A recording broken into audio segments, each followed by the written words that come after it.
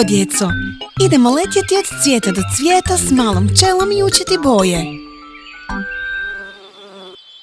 Crvena, žuta, plava,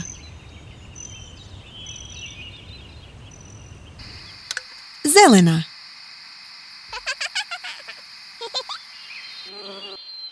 narančasta,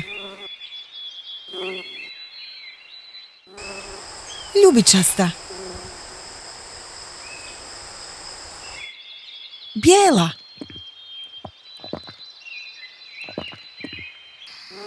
crna,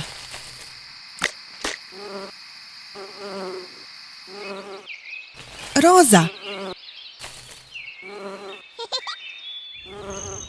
svjetlo plava, smeđa, siva,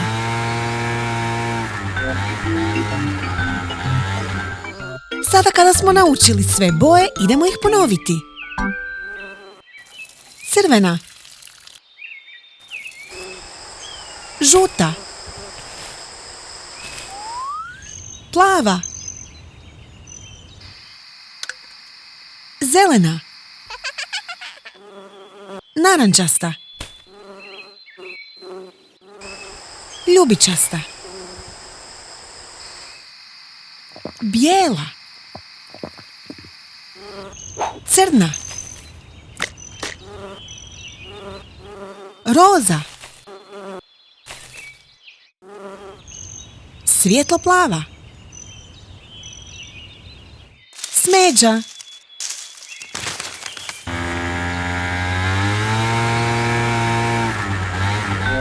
vrijeme je za spavanje, mala pčelo. Laku noć i slatki snovi. S Bogom!